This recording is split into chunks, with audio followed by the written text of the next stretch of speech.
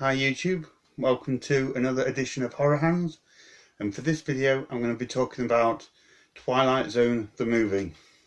So this was a film from the 80s that was based on the old television show, and there's 4 segments within this film that are directed by 4 different directors, and each one is very different, but they are based on an episode from the old TV show. Before the 4 segments begin, there's a scene at the beginning with Dan Aykroyd and Albert Brooks, and they are talking about TV shows and things like that, and the Twilight Zone is mentioned, and it kind of sets the movie up and just gives it a little bit of a nod, I think, to the fans of the old Twilight Zone TV show. And I don't want to say what happens in that, but it's a really cool opening scene. I really like that. And then we go into the 4 separate stories. And the first one involves Vic Morrow, who is he's a really unpleasant guy, and he's just missed out on a job promotion, which we are told has been given to somebody who is Jewish. And the Vic Morrow character has a problem with this, and he starts to kind of go on a bit of a racist slur about Jewish people and black people and all different kinds of races and cultures.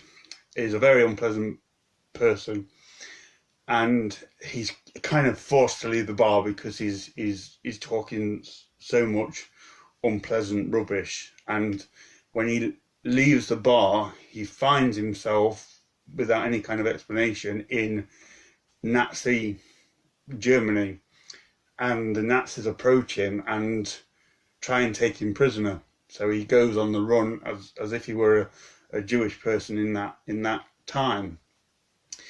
He then gets away from them and finds himself in the middle of like a KKK lynching where they want to kill him.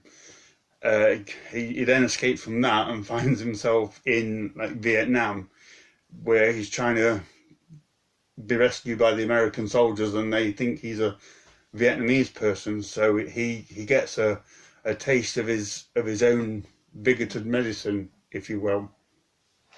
It's a good segment. It's really well done, but it's tinged with a bit of sadness because Vic Morrow actually was killed along with 2 children while making that movie. So it's kind of an upsetting one to watch, because you know that Vic Morrow didn't survive the shoot, which was very tragic.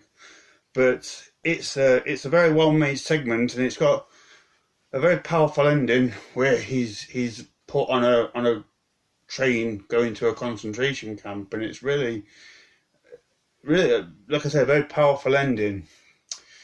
The second segment then takes place in a old people's home, where a new resident, played by Scatman Crothers, comes to live at the home and brings a very sort of young at heart approach and encourages the senior citizens to go out and play and act like children like they once did.